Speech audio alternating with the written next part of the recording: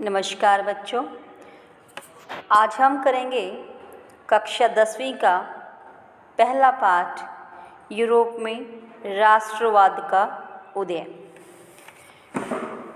परीक्षा की दृष्टि से अगर हम देखें तो यह लेसन बहुत ही इम्पोर्टेंट है, क्योंकि अकेला यही एक लेसन है जो फर्स्ट टर्म में हिस्ट्री में से आना है। और तो ये MCQ बेस्ड क्योंकि चैप्टर है, तो इसे ध्यान से पढ़ने की आपको ज़रूरत है। और मैं कोशिश करूँगी कि इस वीडियो में ज़्यादा से ज़्यादा MCQ निकलवा पाऊँ। इसलिए चलिए बढ़ते हैं पाठ में आगे की ओर और पढ़ते हैं।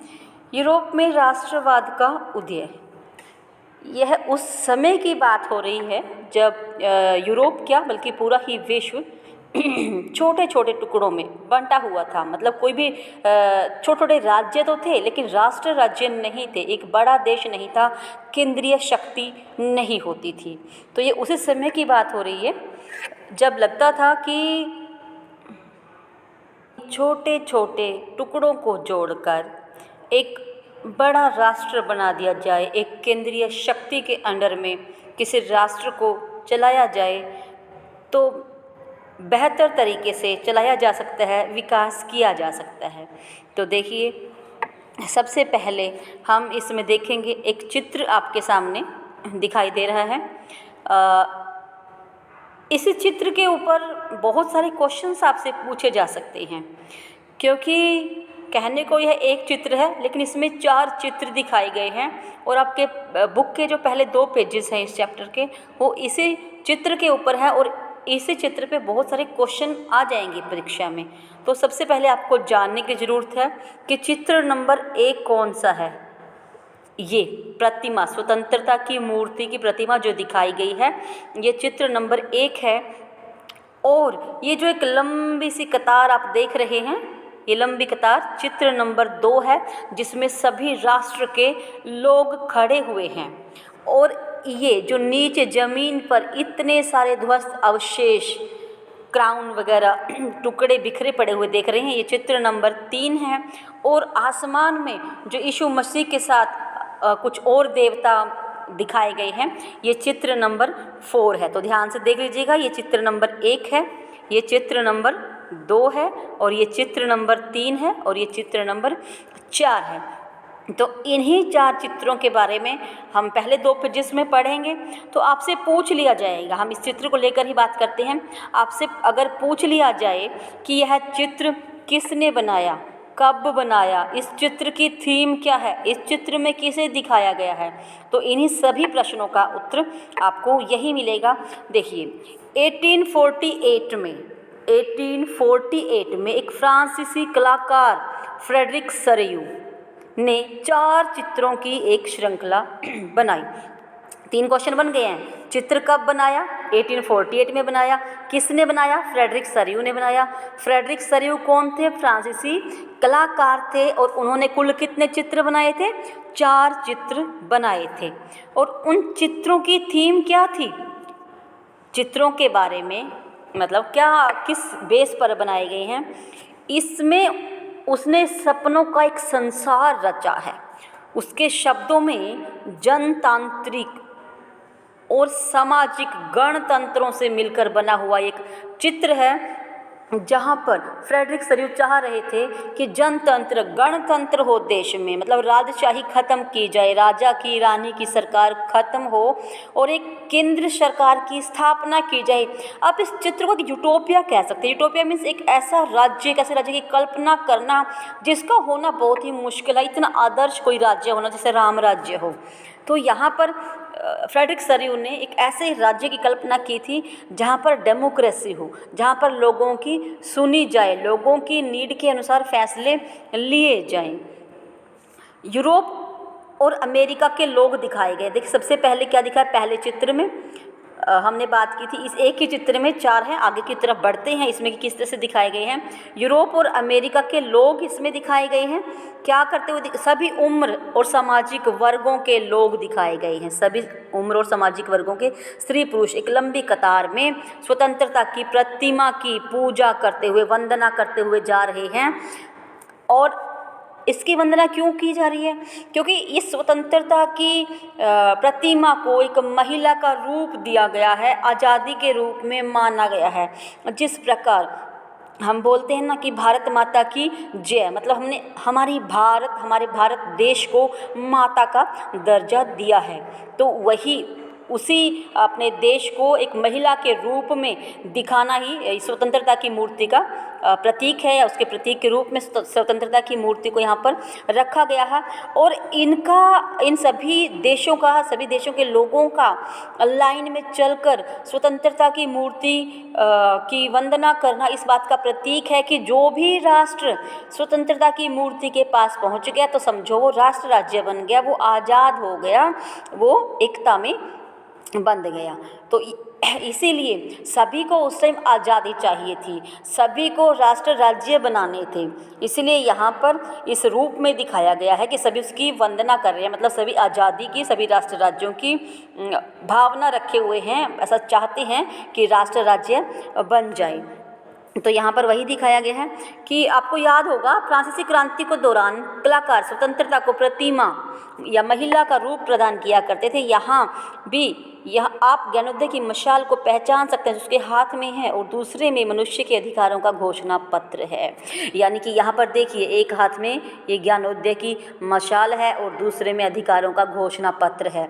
मतलब ये जो स्वतंत्रता की प्रतिमा दिखाई गई है, इसका अर्थ था कि अगर आप स्वतंत्र हो जाते हैं तो आप विकास की ओर बढ़ सकेंगे, आपके सारे अधिकार आपको मिल सकेंगे और उन अधिकारों का प्रयोग करते हुए आप अपने देश को विकास की ओर बढ़ा सकेंगे।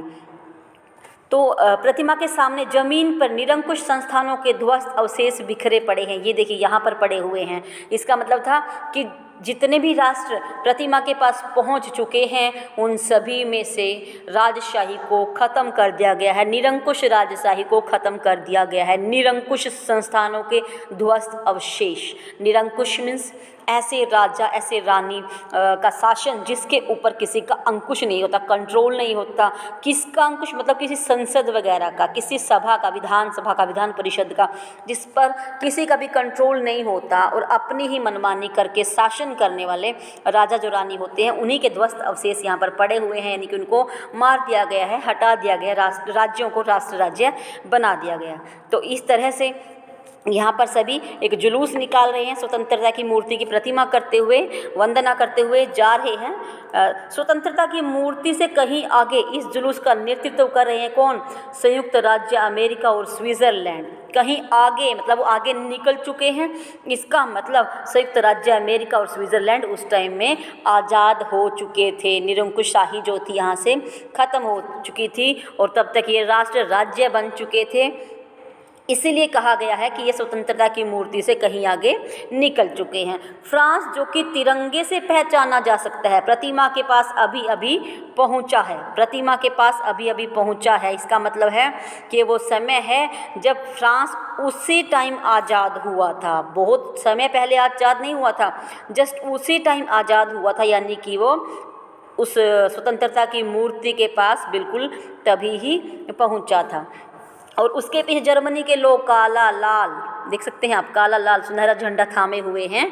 और इस तरह से सरयू ने एक छवि निर्मित की थी कि जर्मन के लोग किस तरह से संयुक्त राष्ट्र का हिस्सा नहीं थे।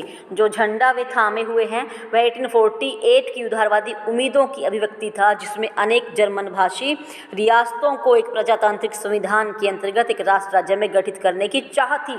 यहाँ आप देख सकते हैं कि जर्मनी आज़ाद नहीं हुआ है, लेकिन वहाँ पर कोशिश की जा रही है कि जर्मनी को एक राष्ट्र राज्य बनाने की। जो बहुत सारे बिखरे हुए देश थे, छोटे छोटे, जर्मन के बाद देखिए और है ऑस्ट्रिया, 2 सिसिलियों की राजशाही, लंबार्डी, पोलैंड, इंग्लैंड, आयरलैंड, हंगरी और रूस, ये बहुत सारे लोग हैं जो इस कतार में है, यानी कि जो राष्ट्र राज्य बनना चाहते हैं, जो एक केंद्रीय सरकार चाहते हैं।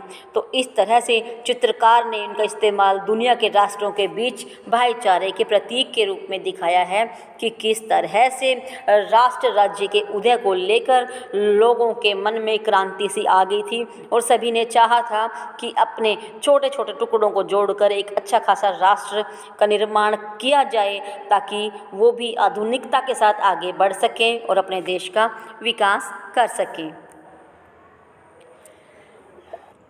अब फिर से बात करते हैं राष्ट्र राज्य होता क्या है, कि जहाँ पर एक साझा अतीत होता है और साझे भविष्य के लिए एक साथ प्रयास किए जाते हैं। तो इसे हम अधिक अच्छे से अर्नेस्ट रेनन की भाषा में समझ सकते हैं। आप ये देखिए यहाँ पे अर्नेस्ट रेनन का राष्ट्र क्या है के नाम से इसमें थोड़ा सा आपको हाईलाइट करके बताया हुआ है। ये एक फ्रांसीसी दार्शनिक थे। अर्नेस्ट रेनन कौन थे? फ्रांसीसी दार्शनिक थे। 1882 में सोर्बोन विश्वविद्यालय में इन्होंने एक व्याख्यान मतलब एक लेक्चर दिया था और अपने राष्ट्र के समझ को वहाँ पे प्रस्तुत किया था, जिसका शीर्षक था राष्ट्र क्या है। इन्होंने जो लेक्चर दिया था उसका शीर्षक था राष्ट्र क्या है, और वहाँ पर इन्होंने राष्ट्र को बड़े अच्छे ही शब्दों में बताया था।